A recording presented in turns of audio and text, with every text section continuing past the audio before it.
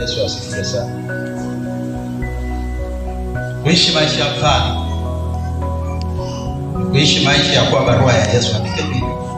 Ni kuishi maisha ya kuwa barua ya nani? Ambayo ni Galatia 5:20. Sio kuwa barua ya shetani. Barua ya shetani ni Galatia 5:19. Lakini pia ni kuwa nuru ya ulimwengu. Watu waone matendo yako mazuri, wamtukuze Mungu. Ni kuishi maisha ya nuru. Kuishi maisha ya mfano ni kuishi maisha ambayo ni ya nuru.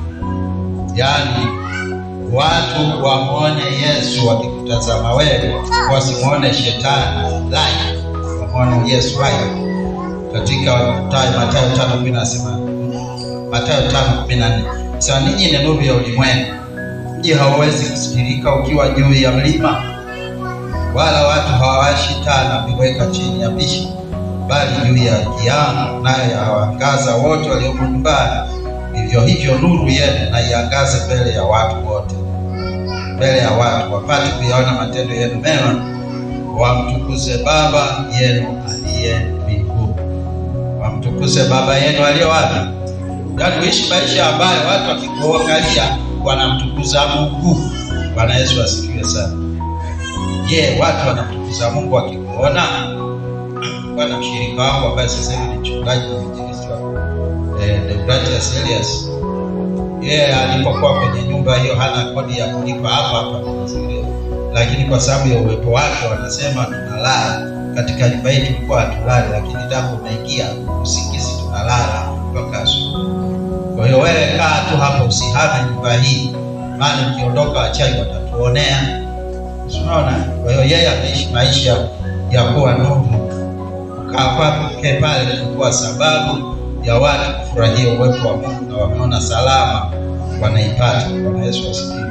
Ndio watu waone matendo yako mema, mtukuze Mungu. Lakini pia ni kuishi maisha ya kuwa chumvi. Uwe chumvi popote ulipo. Chumvi ndio inayoleta ladha ya chakula. Bila chakula kisicho na chumvi hakina ladha. Kwa hiyo wewe ukalete ladha popote ulipo, watu wakampokea Yesu, wakaokolewa, wakaponywe.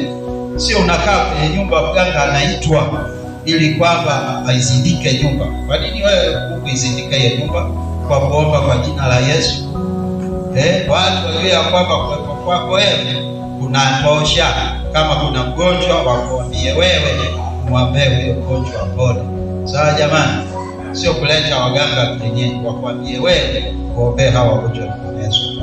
Huko ndio kwa chungu. Lakini pia ni kuwa manukato katika, ni kuwa manukato ya Kristo. Wewe unatakiwa kuwa perfume ya Bwana Yesu. Kila unapopita umnukie Yesu, watu wamuone Yesu, watu wampende Yesu, watu wafurahie Yesu.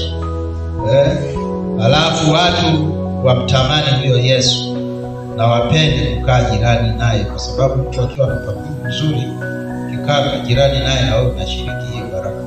Kweli si kweli? Kama huyo mtu hajaoga mwezi mzima na wewe unashiriki hiyo baraka, si ndio?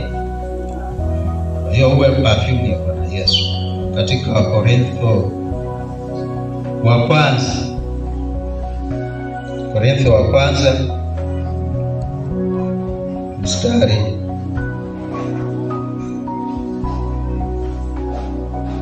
Korintho wa kwanza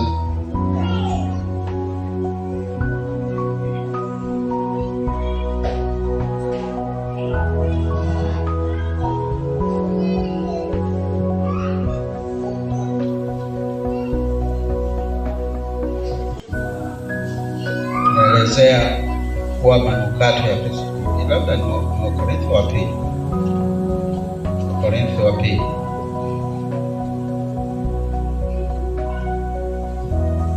Ni Korintho wa pili sura ya pili mstari ule wa 14. Nasema, ila Mungu ashukuriwe anayetushangiliza daima katika Kristo na kuidhihirisha harufu ya kujua yeye kila mahali kwa kazi yake.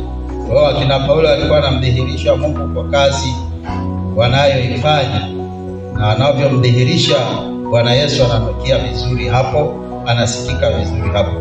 Kwa maana sisi tu manukato ya Kristo. Tuseme wote, maana sisi tu manukato ya Kristo mbele za Mungu. katika wao wanaokolewa na katika wao wanaopotea. Katika hao wa pili harufu ya mauti iletayo mauti, katika hao wa kwanza harufu ya uzima iletayo uzima. Naye ni nani atoshaye kwa mambo hayo? Kwa maana sisi si kama walio wengi walioshio neno la Mungu, bali kama kwa weupe wa moyo, kama kutoka kwa Mungu mbele za Mungu, twanena katika Kristo. Bwana Yesu asifiwe. Kwa hiyo ni kipengele kilikuwa ni cha pili katika ujumbe huu wangu wa siku hii ya leo. Ndio maana nikwambia acha peji uandike huko. Sasa tuingie kwenye somo lenyewe, kipengele cha kwanza ambacho kinabeba siku hii ya leo, kusudi la Mungu kutuingiza 2026. Kusudi la kwanza la Mungu kutuingiza 2026 ni ili tuifikirie toba. Mwambie mwenzio ni ili tuifikirie toba. Na chini yake andika tutengeneze mambo yaliyosalia yanayotaka kufa katika familia, katika maisha yako na katika familia.